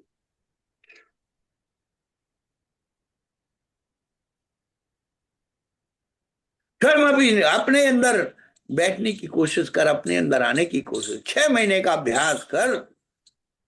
ननु की मनोपलब्धि, तुझे क्या उपलब्धि नहीं होगी? उद्गलाद भिन्नी धामनो भांति किंचोपलब्धि। तेरा भगवान आत्मा तेरे अंदर दिव्य स्वरूप से प्रकट हो जाए। क्योंकि 6 महीने के अंदर अंदर जो कसाय होती है वह प्रत्याख्यान प्रत्याख्यान होती है। 6 महीने से अधिक होती है वो अनंतानुबंधी। अनंतानुबंधी होती है। अनंतानुबंधी कसाय का संस्कार तोड़ने के लिए ही उन्होंने 6 महीने का समय दिया है कि तेरे ही एंट्रेंस हो जाएगी। क्या? एंट्रेंस तू एग्जाम। बहिरात्मा से अंतरात्मा हो जाएगा। तेरा केजी में प्रवेश हो जाएगा, स्कूल में एंट्रेंस हो जाएगा, तू विद्यार्थी बन जाएगा। तेरे अंदर ललक जागृत हो जाएगी, मैं पढ़ रहा हूं, मुझे पढ़ना है।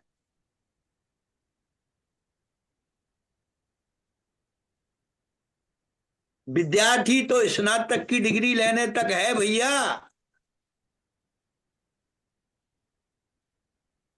क्या? बिल्कुल खुला पूरी डिग्री। कुशील निर्गंत स्नात का निर्गंत था। ये सब 5 साधुओं के भेद हैं।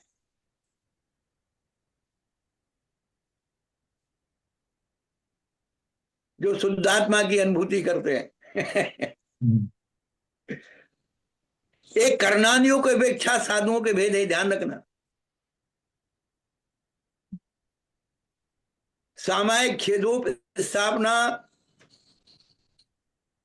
प्रयास सूक्ष्म प्राय था ख्यात, ये चारित्र कर्णानियों के चारित्र हैं। चरणानियों के चारित्र तो महाव्रत गुप्ती समिति आदि ये चरणानियों के चारित्र है।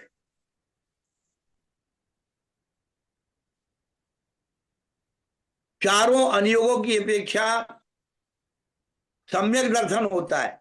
ऋषि मुनि यति अनगार कहाँ किस पे लगाएंगे? जी, ऋषि मुनि यति अनगार ये किसकी अपेक्षा से लगाएंगे? प्रतिमान योग। ये सब जो है साधना की अपेक्षा, साधना की अपेक्षा। रिद्धि संपन्न है इसलिए ऋषि हैं, हाँ। और दीर्घकालीन दीक्षित हैं इसलिए मुनि है, और यत्न कर रहे हैं श्रेणी का इसलिए यति है, और घर छोड़ करके अपने घर में आ गए हैं वो अनगार वो है। अनगार है।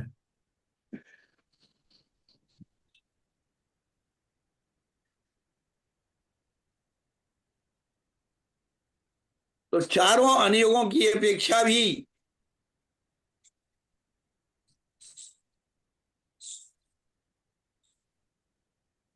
प्रथमान योग का सम्यक दर्शन है। जिनदत्त सेठ कभी झूठ नहीं बोलता। जितना प्रथमान योग में सम्यक कौमुदी आदि जो ग्रंथ हैं सम्यक कौमुदी पढ़ना चाहिए। वो राजा मंत्री चोर और वो सेठ अपनी रानियों के साथ वो अपने जीवन की कहानियां सुन रहे हैं, और वो छोटी जो उसकी सेठानी होती है वो कहती सब झूठ है, सब झूठ है। सबको गुस्सा आती कि मेरे पिता के साथ ये सारी घटनाएं घटी और ये झूठ मान रही। राजा सवेरे जब जाता है कि वो छोटी सेठानी को बुलाओ जो रात में कह रही थी सब झूठ है, उसको सजा देना है। वो आती है और कहती है कि ये सब जानते हुए भी तो तुम्हारे मन में कुछ नहीं हुआ। हमने तो उसी समय संकल्प कर लिया था कि प्रातः काल पारना करने के बाद हम दीक्षा के लिए निकल जाएंगे। ये प्रथमान युग का सम्यक दर्शन है। कर्णान योग का सम्यक दर्शन मिथ्यात और कसायों का उत्तम क्षय क्षम, ये कर्णान योग का सम्यक दर्शन है। चरणान योग का सम्यक दर्शन 3 मूर्ता 8 मत 6 नायतन संकादि दोषों को त्यागने का, सच्चे देव साथ गुरु की उपासना करने का नाम सम्यक दर्शन है। और द्रव्यान योग का सम्यक दर्शन तत्वार्थ श्रद्धानम सम्यक दर्शन।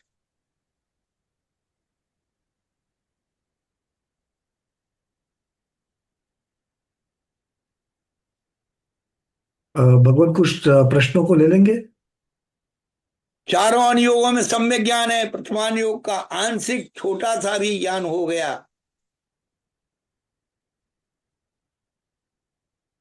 नमोकार आदि का ये सब प्रथमान योग का सम्यक ज्ञान है। कर्णान योग का कर्म प्रकृतियों का लोकालोक आदि का ज्ञान, ये कर्णान योग का ज्ञान है। चरणान योग में कार्य अकार्य भक्ष भक्ष का ज्ञान, और द्रव्यान योग में तुस्मात् भिन्नम आत्मबोधम, कुछ नहीं करना।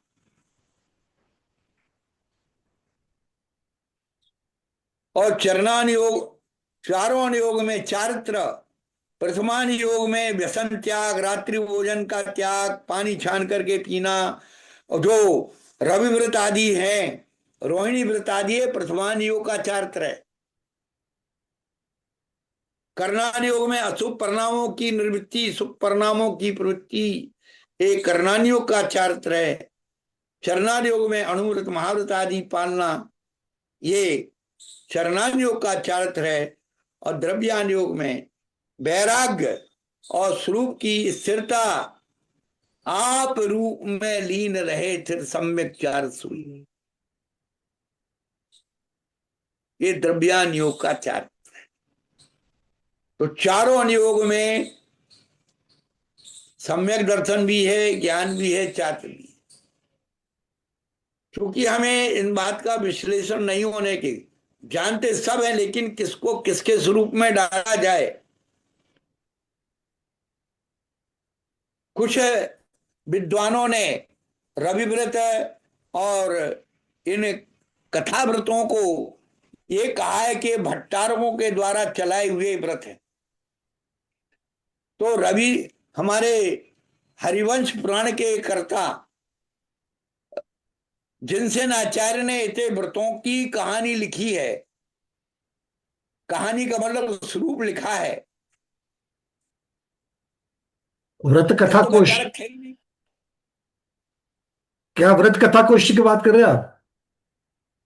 जी व्रत कथा कोश, हाँ, तो ये व्रत कथा कोश नाम से भी आगम प्रसिद्ध है, उसपे सारे व्रतों की स्वरूप दिया गया ये है। सब प्रथमान योग का चारित्र है। जी जी। व्यक्ति को प्रलोभन दिया जाता है, पारसनाथ जिनेश्वर पूजो, रविव्रत के दिन भाई, सुख संपत्ति बहु होय तुरत ही, आनंद मंगल गाई। चक्री खगधर इंद्र पद मिले आपते आप, अनुक्रम कर से पद रहे नेम सकलन पा। यदि हम उस जीव को लाभ नहीं बताएंगे, प्रलोभन नहीं देंगे, प्रोत्साहन नहीं देंगे, वो कुछ कर ही नहीं सकता है। वो तो जिस विषय कसाय के वातावरण में रमा हुआ है उसी में रमा रहेगा। जी। गुरुदेव, हम समय की समाप्ति की तरफ बढ़ रहे हैं, 5-10 मिनट है, तो कुछ प्रश्न ले लेंगे क्या? हाँ हाँ, ले लो ले लो। ठीक है। विजया शाह दीदी जल्दी से पूछिए, फिर नीरज जी, जल्दी से अनम्यूट करें।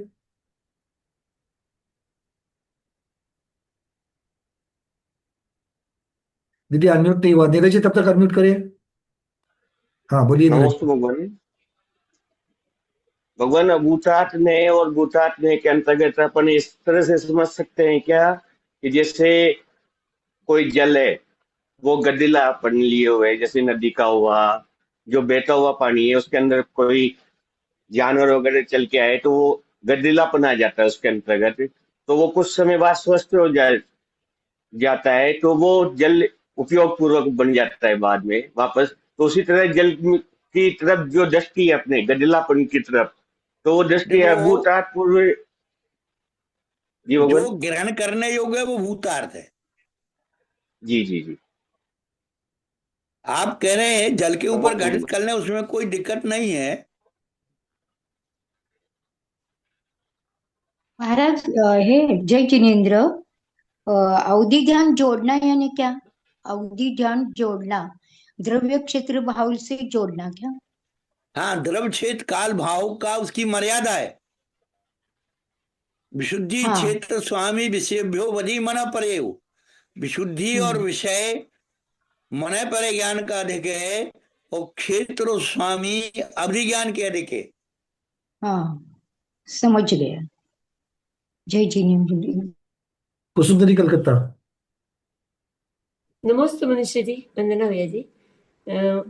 वर्तमान योग की अपेक्षा जो सम्यक दर्शन आपने बताया महाराज जी, उसमें आपने क्या सुबह मैं तो दीक्षा लेने का सोचा ही था। हम तो सच्चे देव शास्त्र का श्रद्धांजलि वर्तमान योग से समझते थे सम्यक दर्शन। थोड़ा हमें आवाज कम आ रहा है। नमस्ते मनीष जी, हम पूछ रहे हैं कि वर्तमान योग की अपेक्षा जो सम्यक दर्शन आपने बताया, हाँ हाँ हाँ हाँ सम्यक कौमुदी के उदाहरण से बताया, हाँ। हाँ, लेकिन वो क्या हम सुबह होते दीक्षा ले लेंगे, इसमें वर्तमान योग का सम्यक दर्शन कुछ क्लियर नहीं हुआ, क्योंकि हम उसको लोग तो श्रद्धा, सच्चे देव उस कहानियों को, दृष्टांतों को सुन करके उसके मन में दृढ़ता आ गई। वहां ना कोई देव है, ना शास्त्र, ना गुरु है। अच्छा, ठीक है, ठीक। क्या जिंदत सेठ कभी झूठ नहीं बोलता। हाँ, नहीं बोलते। उसे अंजन चोर को इतना सिद्धांत था, कौन देव शास्त्र गुरु थे वहां। राइट, मतलब सुनकर के वैराग्य हो गया, और वाह। इसलिए वर्तमान योग बहुत महत्वपूर्ण है। इसलिए मतलब चारों अन्यों में भी वर्तमान योग की अपेक्षा ये सम्यक दर्शन हुआ कि वैराग्य हो गया। दृष्टांत से दृढ़ता आ जाती है, और क्या है ठीक ठीक। कि जो चीज उनके जीवन में घटी वो हमारे जीवन में घट सकती या है। रविंद्र पिंजरकर जी। नमस्ते गुरुदेव। ये अशुद्ध निश्चय है और ये व्यवहार नहीं, इसमें क्या फर्क है? दोनों में क्या फर्क करेंगे हम? इसमें भी अशुद्धता का कथन होता है पर के अपेक्षा, और इसमें भी पर के अपेक्षा अशुद्धता का कथन होता है। तो ये दोनों में क्या फर्क करेंगे? कैसा हम डिफरेंस समझेंगे इसमें? अभी आपका प्रश्न मुझे समझ में नहीं आ रहा, अभी प्रश्न का। अभी गुरुदेव क्या, मैं थोड़ा सा हमारा श्रवण शक्ति भी थोड़ा सा वो है, और आवाज भी कम आ रहा है। अशुद्ध निश्चय न और अशुद्ध यह, निश्चय है। हाँ, अशुद्ध निश्चय न और उपचरित या अनुपचरित सद्भुत व्यवहार न, ये दोनों में कैसा डिफरेंस करेंगे, ऐसा फर्क करेंगे हम? इसको कैसा समझेंगे? अशुद्ध निश्चय न और उपचरित या अनुपचरित सद्भुत व्यवहार न। ये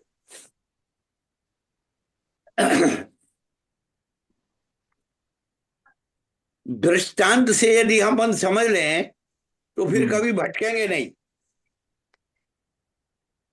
हम लोगों के पास दृष्टांतों का भाव होता है, इसलिए हम लोग पुनः पुनः वहीं वहीं पहुंच जाते हैं।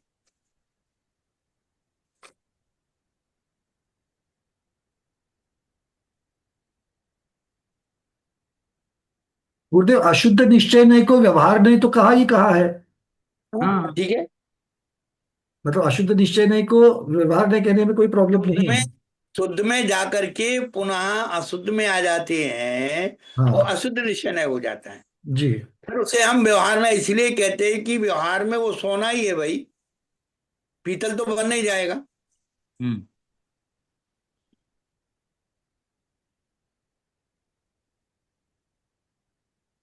मेरे ख्याल से रविंद्र जी निश्चय नय की जब चर्चा करते तो निश्चय नय के सारे जितने भेद बनते हैं उनकी चर्चा कर रहे हैं, और उसमें से एक भेद जो व्यवहार नय के साथ में लगा हुआ है, अशुद्ध निश्चय नय को ही व्यवहार नय करके फिर व्यवहार नय में उपचार अनुपचार सद्बुद्ध हाँ असद्बुद्ध इस प्रकार से उन्होंने और भेद कर दिए उसके।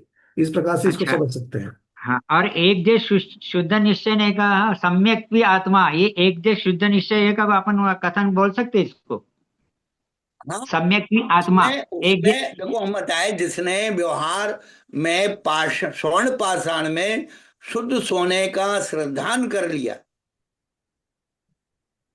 हम्म। क्या? हम्म। स्वर्ण पाषाण में सोने का श्रद्धान कर लिया, अभी मिला नहीं उसे। तो इस प्रकार से भव्य अनादि मिथ्या दृष्टि जीव ये भी तो एक देश शुद्ध हो जाएगा, बिल्कुल है। हाँ भव्य है इसलिए आगे चल हाँ, करके तो वो सिद्ध बनेगा ही बनेगा। तो इसलिए भव्य है। सर्वे जीवापादेया कह दिया ना उनने। हाँ बिल्कुल बिल्कुल बिल्कुल, सर्व जीवों की चर्चा करिए वहां पर, बिल्कुल सही बात है। हम्म। रविंद्र जी, हाँ एक देश में तो सारे के सारे जितने भी आगे चल करके सिद्ध बनने वाले हैं वो तो सारे आ जाएंगे एक देश में। इसलिए सब सिद्धे कहा है उन्होंने। क्योंकि शुद्ध सिद्धे। एक देश से ही जो है, एक देश से ही परम शुद्ध बनने वाले हैं। हाँ हाँ, और शुद्ध अशुद्ध अलग चीज है। हम्म।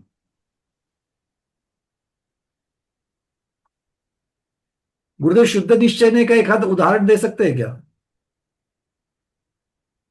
जी आपने जब उदाहरण दिए हैं, दृष्टांत जो दिए हैं, उसमें परम शुद्ध निश्चय ने के लिए 24 कैरेट का जो बिस्किट है वो बता हाँ। दिया। एक बस बस देश बस। शुद्ध को आपने स्वर्ण पाषाण कह दिया, और हाँ, अशुद्ध निश्चय ने को आपने स्वर्ण आभूषण कह दिया।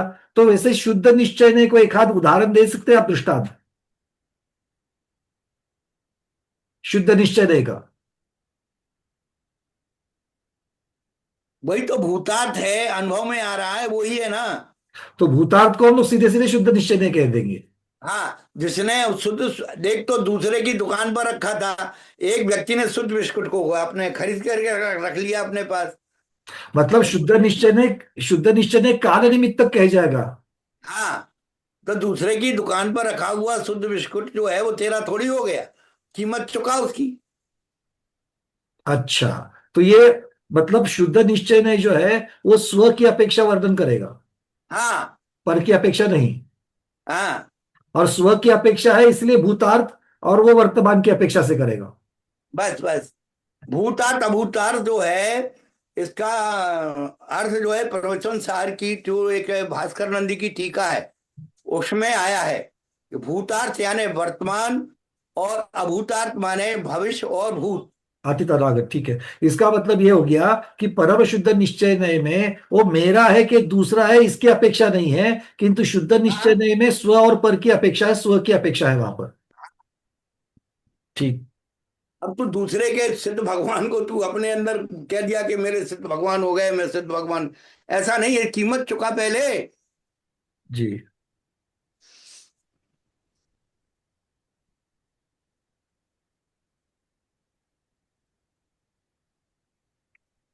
रविंद्र जी, क्लियर है ये आपको? हाँ ठीक है। मतलब सब लोगों के लिए मैं अगर गुरुदेव देखिए सही है कि मैं जो कह रहा हूं, परम शुद्ध निश्चय नहीं जो है वो शुद्ध 24 कैरेट बिस्किट है, किंतु वो किसका है अभी है कि नहीं है वो उसकी चर्चा नहीं है। किंतु शुद्ध हाँ निश्चय नहीं में मेरा 24 कैरेट अभी मेरे सामने है, वो हो हाँ, जाएगी। उसके बाद में एक देश शुद्ध जो है वो स्वर्ण पाषाण होगा, क्योंकि स्वर्ण पाषाण से ही परम शुद्ध जब बन जाएंगे। और जो शुद्ध अशुभ निश्चय नहीं जो है वो स्वर्ण आभूषण है, जो शुद्ध था बस वो अब अशुद्ध बन गया है। बस बस। इस प्रकार से चार आ जाएंगे।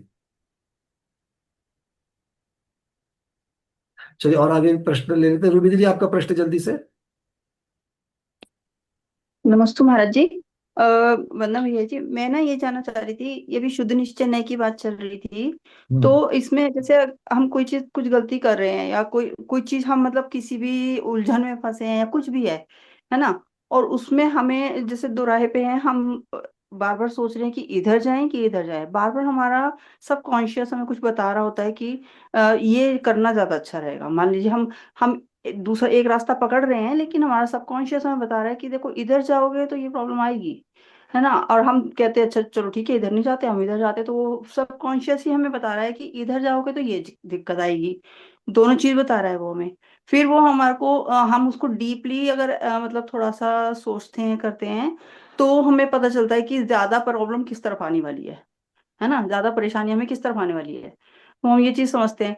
तो क्या वो हमारा शुद्ध निश्चय नहीं नहीं हुआ जो हमें नहीं सही नहीं मार्ग नहीं दिखा रहा है? नहीं, ऐसी ऐसी चर्चा नहीं कर सकते, क्योंकि आप जो अपने सोच की चर्चा कर रही हो वो सोच गलत भी हो सकती है। भले मेरा आत्म, क्योंकि मैं रागी हूँ, मैं रागी दोषी हूँ, तो मेरा राग हम्म द्वेष मुझे जो अनुकूल है उसको ही तो ज्यादा उसकी तरफ लेके जाएगा। उसकी चर्चा यहाँ नहीं चल रही, यहाँ पर चर्चा जो चल रही है अभेद भेद भूतार्थ मतलब वर्तमान में है कि नहीं है, और जो मेरा है क्या पर की अपेक्षा से वर्णन कर रहे हो, ये सारा इसमें दे रहे हैं। गुरुदेव कुछ कह रहे हैं, गुरुदेव आप कुछ कहना चाहेंगे इसके ऊपर? नाम, स्थापना, द्रव्य और भाव, इन जीवादि तत्वों को 4 प्रकार से न्यास किया जाता है। हम्म नाम मात्र से 4 रास्ते हैं।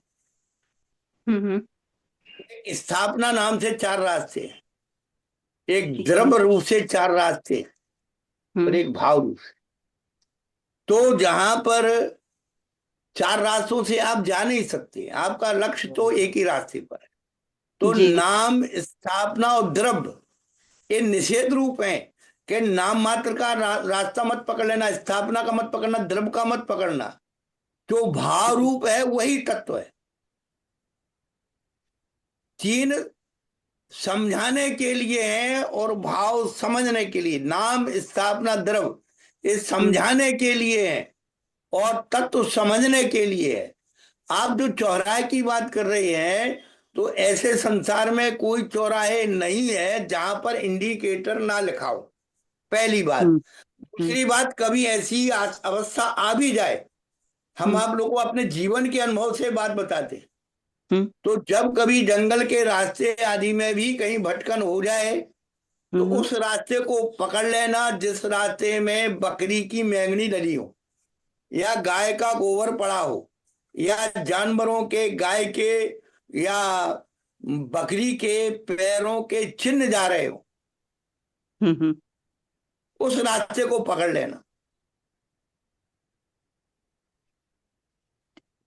ये जो हम समझना चाह, जो मैं बोल रही थी ना महाराज जी, जैसे मैं नहीं नहीं भाई, समझना इसीलिए चाह रही मैंने हूँ आपको मैं जो ये। बता दिया था रूबी दीदी पहले, कि आप यहाँ पर ये हाँ चर्चा अलग है और वहां पर आप जो चर्चा चल रही है वो सम्यक मिथ्यात्व की आ ये जाएगी। आपके, इसके ऊपर हम वो और ठीक आगे ठीक चर्चा है, पर करेंगे। इसमें भी आपको ये बता दिया मार्ग कि हाँ कहीं नहीं, आप भटकन गुरुदेव हो जो, जाए तो जहां ज्यादा चिन्ह दिख रहे हैं पैर के, उस रास्ते को पकड़ लेना। हाँ क्योंकि वो मुख्यतः से लक्षण की अपेक्षा से वहां पर कह रहे हैं। और नाम द्रव्य जैसे 4 रास्ता लिखा हुआ शब्द, अगर शब्द लिखा है 4 रास्ता, तो वो शब्द लिखने में आपकी नोटबुक में लिखा है 4 रास्ता, तो 4 रास्ता वो नोटबुक में लिखा है उसके ऊपर थोड़ी चल सकते, तो वो तो नाम हो गया सिर्फ। अब स्थापना जैसे खिलौने में बच्चे जो रेलगाड़ी का ट्रैक बनाते हैं, जो खिलौने में ट्रैक्स बनाते हैं, उसमें वो भी तो रास्ता है। अब वो रास्ते पर थोड़ी चल सकते हो, तो स्थापना की अपेक्षा हो गया। द्रव्य मतलब अभी मान लीजिए कि बस कंकड़ पत्थर लगा करके रास्ता बनाने की प्रक्रिया चल रही है, आगे चल करके रास्ता बनने वाला है, ऐसे रास्ते पर भी आप नहीं चल सकते, वो द्रव्य की अपेक्षा रास्ता है। और भाव मतलब अभी जो साक्षात रास्ता बना है जो आपके चलने के लायक है, उसी को लेना चाहिए, ऐसे गुरुदेव कह रहे हैं। कि तो ये चर्चा जो है, ये निक्षेप की कथन करने की चर्चा यहाँ पर मुख्यता से चल रही है। आज हम इतना अच्छा ही रखते हैं, इस चर्चा एक को आगे बढ़ाएंगे, इस चर्चा को एक आगे बढ़ाएंगे कल वापस। ठीक है, सबसे पहले आप ही की चर्चा से कर लेंगे। आज इतना ही रखते हैं। और प्रोफेसर साहब, श्याम जी, आपका भी कल प्रश्न पहले रखेंगे और उसके पश्चात आगे बढ़ेंगे। आचार्य भगवान विराजमान हो चुके हैं। तो आज इतना ही रखते हैं। आज के स्वाध्याय को गुरुओं के श्री चरणों में बारंबार नमोस्तु वंदना इच्छा कर करते हुए यही प्रसमापन करते हैं। जैनम जयतु शासनम, जैनम जयतु शासनम, जैनम जयतु शासनम। इस विषय को कल फिर हम मुनिराज के मुखारविंद से आगे बढ़ाएंगे।